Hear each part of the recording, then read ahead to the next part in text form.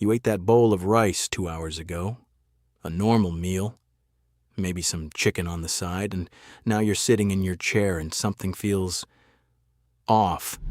Your eyes are heavy, but not the peaceful kind of heavy. Your head feels like it's wrapped in wet cotton. Your hands might even feel a little shaky. And somewhere in the back of your mind, a quiet fear is forming, wondering if you'll ever be able to eat a normal meal again without paying for it later. That feeling has a name. And today, we're going to make it stop. Most people will tell you to stop eating rice. No more bread. Potatoes are poison now. And you've probably heard it so many times, it started to feel like a prison sentence. Like your body has betrayed you simply by getting older. But that's not the truth. The truth is far more interesting and far more hopeful. The problem isn't the rice, the problem is the door. Think of your cells like houses. When you were younger, insulin could knock and glucose would walk right in if I said to clean and fast. But over time, that door gets sticky, slow. Glucose has nowhere to go, so it piles up in your bloodstream. That's insulin resistance. And the good news? You do not have to stop eating the foods you love. You just need to learn how to oil the hinges. Today I'm going to give you 9 science-backed strategies to eat rice, bread, and potatoes without watching your blood sugar go haywire. These are not diet plans. They are not restrictions. They are techniques. Simple practical moves you can start using at your very next meal. We'll begin with one you can try in the next 10 minutes. And I'm saving one of the most surprising ones for near the end. It's a discovery that Japanese researchers stumbled upon while studying leftovers. And it will completely change how you think about the food already sitting in your refrigerator. Technique 1. The sequence shift. Eating in the right order. You know that moment when dinner is on the table and everything looks good and you just dig in, starting with whatever is closest. That's the moment we're going to change. Here's what happens inside your body when you eat carbohydrates first. Glucose floods your bloodstream fast, your pancreas scrambles to release insulin, and if those cellular doors are sticky and slow, your blood sugar shoots upward with nowhere safe to land. But when you eat your vegetables first, and then your protein, then your carbohydrates last, your body processes the exact same meal in a completely different way. The fiber in vegetables forms a kind of gel in your stomach lining. It slows down how quickly starch is absorbed. Think of it as adding a speed bump inside your digestive system. Like glucose still comes in, but it arrives gently in soft waves instead of all at once. Let's walk through it together right now as a practice for your next meal. Before you touch the rice or the bread, pick up your fork and eat every vegetable on your plate first. Chew slowly, no rushing. Then move to whatever protein you have, fish, chicken, eggs, beans. Eat that second. Give it 2 or 3 relaxed minutes. Now and only now. Your rice, your potatoes, your bread. The carbohydrates haven't disappeared, but your body is ready for them. The door is already open, and the glucose slides in slowly, steadily, safely. Before we go further, if nobody has told you lately that managing your blood sugar after 60 is completely within your control, I want to be the one to say it to you today. If this channel feels like a place where someone is finally speaking your language, hit subscribe. Not as a favor to me, but for you. So every time we post something new, it finds you automatically. And give this video a like so more people like you can find it. Technique 2. The after-meal walk, moving glucose. Out. Most of us finish a meal and sit down. We rest. We watch television. We settle into a chair. And that quiet window, those first 30 to 45 minutes after eating, is exactly when blood sugar climbs highest. Here's the biology, simply said. Your muscles are the largest glucose-absorbing tissue in your entire body. When they move, they pull sugar directly out of your bloodstream without needing insulin to open the door first. It is like cracking a drain while the bathtub is filling up. You do not need to run. You do not need a gym. You need 10 minutes. Stand up from the table when you're done eating, walk around your house, walk to the mailbox and back, walk slowly down your hallway and count the doors. The pace doesn't matter much. What matters is that your legs are moving. As you walk, pay attention to how your body feels. Your stomach is full and warm. Your legs might feel a little heavy at first. That's normal. After 3 or 4 minutes, notice how your breathing finds a rhythm. Your feet feel more connected to the floor. Your thoughts get a little clearer and quieter. That clarity is not in your imagination. That is your blood sugar beginning to level out.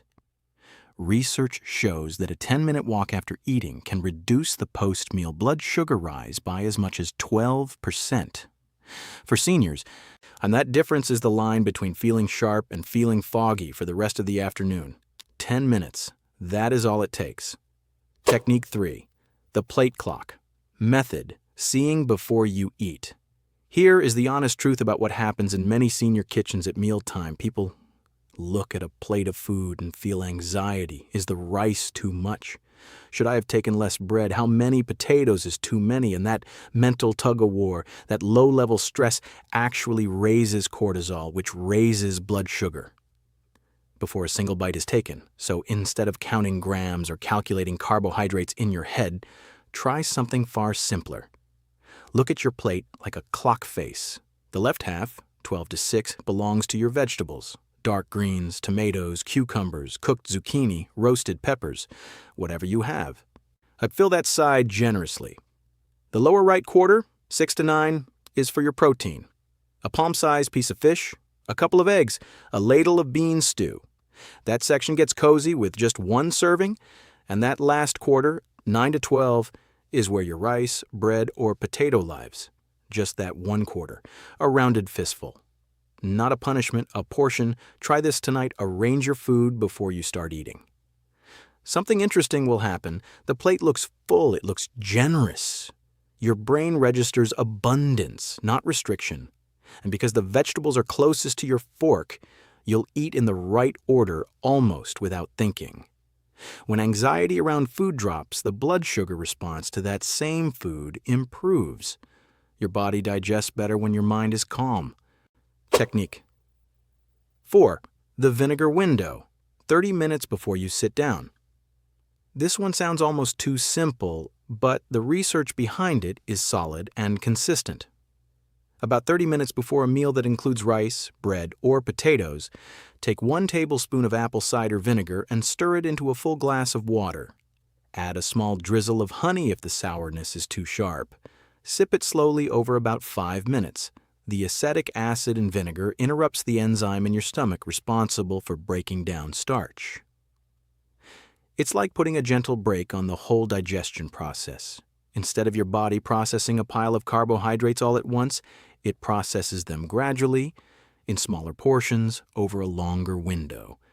For seniors who eat dinner at a consistent time each evening, this fits naturally into a routine. Set a glass on the counter 30 minutes before you cook. Mix. Sip.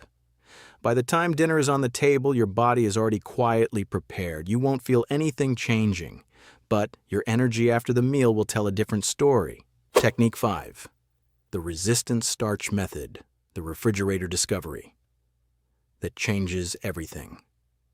In 2015, a team of researchers at the Sri Lanka Institute of Chemistry set out to study whether the way rice was cooked and stored affected how the body responded to it. What they found surprised even them. When you cook rice the standard way and eat it warm, your body digests the starch rapidly. Blood sugar rises fast, but when you cook that same rice, cool it completely overnight in the refrigerator, and then reheat it the next day, something structural happens inside the grain. The starch rearranges itself into a form your digestive enzymes cannot break down as efficiently. Researchers call this resistant starch, and it no longer behaves like a fast sugar. It behaves more like a fiber. The same shift happens with potatoes. Boil them. I refrigerate them overnight and eat them the next day. Cold in a salad or gently warmed on a pan, and the blood sugar impact drops significantly compared to eating them fresh out of the pot. Registered dietitians and nutrition researchers now recommend this as one of the most practical, everyday tools for older adults managing blood sugar while keeping traditional foods in their diet. Here's what to do starting tonight. Cook a larger portion of rice or potatoes than you need. Let it cool. Refrigerate it. Tomorrow eat it, reheated or cold. Your body's response will be noticeably gentler. Less fog, less fatigue, less spike. Yesterday's rice is literally healthier than today's. Technique 6. The fat buffer. One small addition that changes the whole meal. Here is the tip most people don't expect. Before you eat your bread, especially white bread, spread a thin layer of real butter on it. Or dip it lightly in olive oil. Fat slows how quickly food travels from your stomach into the small intestine. That means the glucose from the bread gets released gradually, in a slow and manageable stream instead of flooding your bloodstream all at once. This isn't about piling fat onto your plate. A thin spread, a small drizzle. That's sufficient. The same applies to potatoes. A small knob of butter or a spoon of olive oil tossed through them measurably changes how your body responds to the starch. Your grandmother probably buttered her bread without ever knowing the science behind it. Turns out she was right all along, and now you know exactly why. Technique 7. The protein anchor, pairing. Every carb with a partner. You probably already know that protein keeps you full, but here's what most people don't realize. Protein does something structural to the blood sugar response when eaten alongside carbohydrates. When protein is present in your stomach at the same time as starch, your body releases a hormone called GLP-1. Think of it as a traffic controller at a busy intersection. It signals the stomach to slow down how quickly food exits into the small intestine. Slower exit means slower glucose release. The spike never builds into a wave. This doesn't require a complicated calculation. It simply means that plain rice eaten alone and rice eaten beside a boiled egg are two completely different meals, metabolically speaking. The egg didn't change the rice. It changed the conversation happening inside your digestive system. Before your next meal, ask yourself one question. Where is my protein? A handful of lentils, 2 eggs, a slice of fish the size of your palm, cottage cheese on the side. It doesn't need to be large. It needs to be present. That one small guarantee, protein on the plate every single time, is one of the quietest and most powerful changes you can make starting today. Technique 8. The cinnamon stir, the spice shelf. Secret. There is something sitting in most people's spice cabinet right now that researchers have studied for over 2 decades in relation to blood sugar, and the majority of seniors have never been told about it. Ceylon cinnamon, not the common cassia cinnamon sold in most grocery stores, specifically Ceylon, and sometimes labeled as true cinnamon. It's lighter in color, slightly sweeter in aroma, and its impact on insulin sensitivity has been studied in clinical trials at universities across Europe and Southeast Asia. The mechanism is quiet but consistent. Compounds in Ceylon cinnamon appear to mimic insulin's behavior at the cellular level, helping glucose enter cells more efficiently even when insulin resistance has made those cellular doors sluggish. Here's the simplest way to use it. Every morning, stir a half teaspoon into your oatmeal, your yogurt, or a warm glass of water with honey. If you're eating rice or potatoes later in the day, dust a small pinch over the finished dish before sitting down. It won't taste medicinal. It will taste like something you've always cooked with because you have. You don't need to change your kitchen. I just change which jar you reach for first. Technique 9. The muscle invitation, light movement. Before the meal, the after-meal walk works on blood sugar that has already risen, but this technique works on the body before you ever sit down at the table, and the two together create a window your glucose simply cannot spike through. Here's what happens when large muscle groups are activated even briefly before a meal. Glucose transporter proteins, tiny molecular doors embedded in muscle cell walls, move to the surface and open up, ready to receive blood sugar the moment it arrives. Doctors call this insulin-independent glucose uptake. It means your muscles become hungry before you are. You don't need more than 5 minutes, and you don't need to break a sweat. Before you sit down to eat, Stand by your kitchen counter and do 10 slow, like controlled sit-to-stands from a sturdy chair. Lower yourself down as slowly as you can. Rise deliberately. Feel your thighs engage. Feel your core firm gently with each movement.